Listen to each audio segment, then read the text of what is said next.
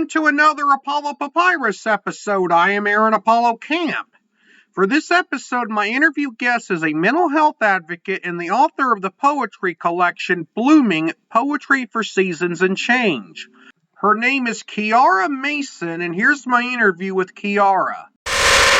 Chiara Mason, welcome to Apollo Papyrus. Thanks for having me. Feel free to introduce yourself to our listeners. Absolutely. So my name is Chiara and I'm a writer. I have my own blog. I also have my own podcast. And I recently released my first poetry book last year in the spring of 2023. And it's a poetry collection that talks about growth, grief, and changes. Very excited to be here today. Without spoiling too much of your poetry collection, which is called Blooming: Poetry for Seasons of Change, how many poems are in your collection? And if there's an overarching theme of the collection, what is it? Yeah, for sure. Thanks for sharing the title. So it is a collection of seasonal poetry. So it goes through 4 different seasons: fall, winter, spring, and summer, and really touches on transitions through each of those different seasons. So there is a lot of mental health content in the book, talks a lot about grief and then growing through that as well. And in terms of the amount of poems, it's about, I want to say, around 180 pages. So somewhere in there with the amount of poems that are within the collection. What inspired you to write poetry? Great question. So I've been writing for as long as I can remember. I started writing when I was younger in elementary school. And then I really started diving into poetry a little bit later when I was in high school. And I left it behind for a little bit, but it was something that I just kept coming back to. It felt like a really natural expression for me. And so I decided I wanted to explore it a little bit more.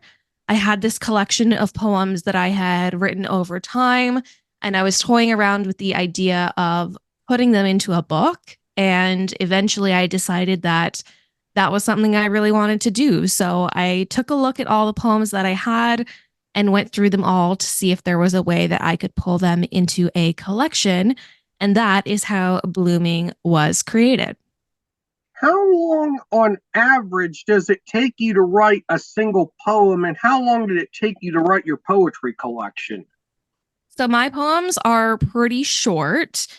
So I guess just a couple of minutes. I really only write when the inspiration strikes me. So I'm not the type of person who can kind of force myself to sit down and write. I like to have the inspiration come to me and just flow out of me in that way.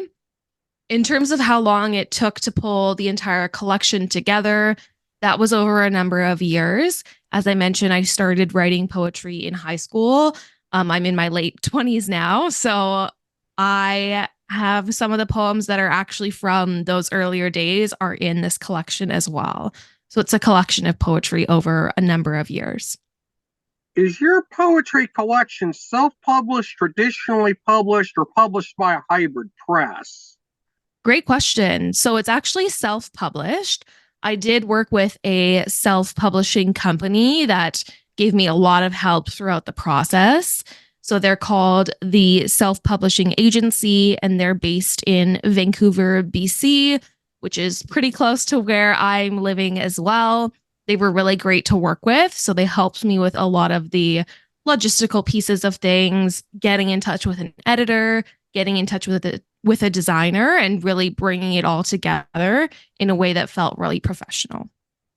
You held a few in-person events to promote your poetry collection in your home country of Canada. And what was that like? Yeah, that was really fun.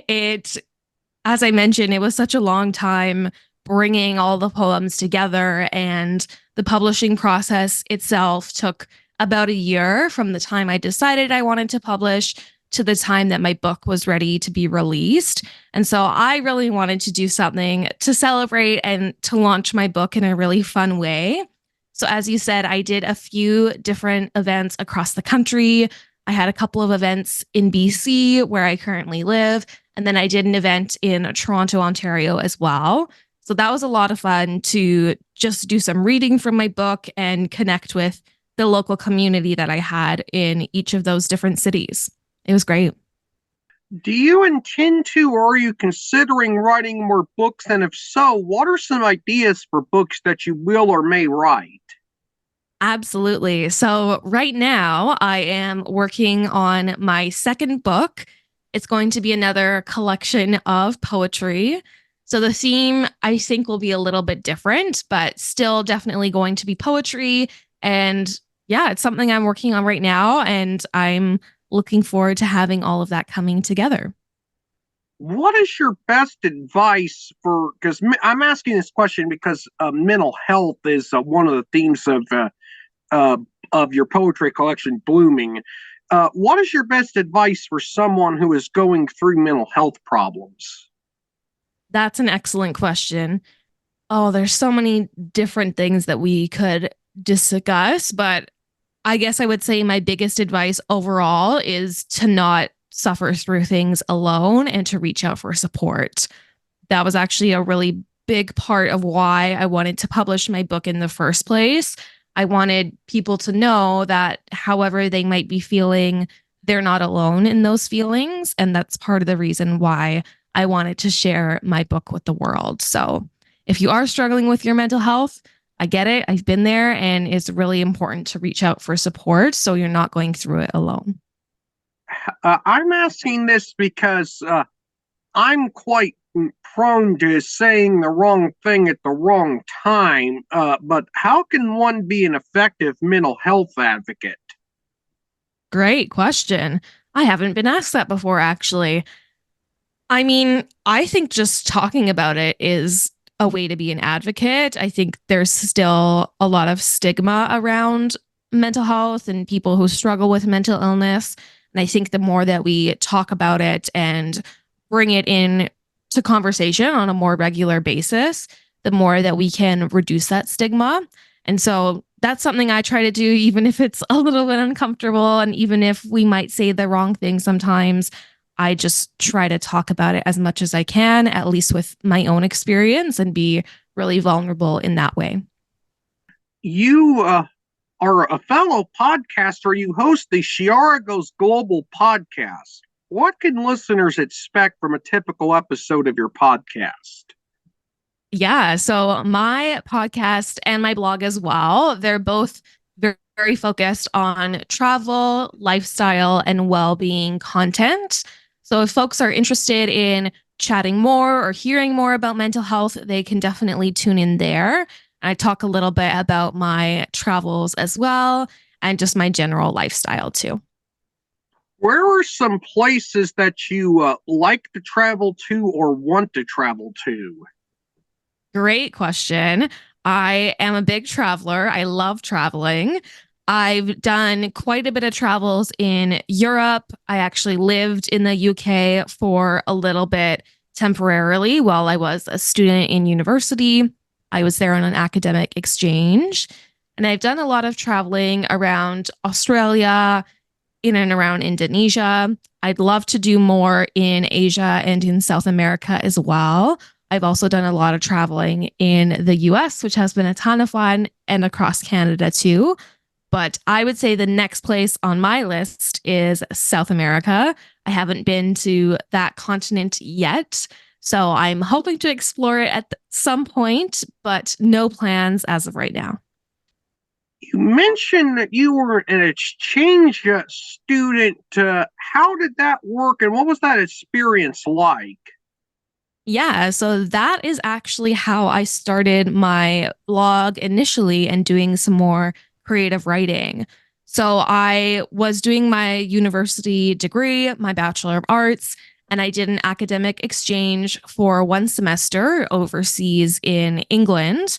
I was studying in Canada at the time, but got permission to go abroad to England and study there for just a semester, which was a ton of fun. And while I was there, as I mentioned, I was traveling around a lot. And one of the things I had wanted to do while I was on my exchange is give myself a little bit more permission to write more creatively. At the time, I was doing a lot of academic writing for my degree, and I wanted to do something that was a little bit more creative. So I came up with the idea for a blog as a way to write creatively and document my travels. And so that's how my blog, Chiara Goes Global, was initially started. And then from there, it's just been a journey of writing in different ways and expressing myself creatively over time. I'm going to pause for just a few seconds so I think of uh, another question. No, okay, yeah. Chiara, that was my final question. I thank you for appearing on Apollo Papyrus. You were an amazing guest. Thank you so much for having me. I'm glad we got to have this conversation. It was amazing to interview Chiara. This is Aaron Apollo Camp reminding y'all to write and read your passion. Bye for now.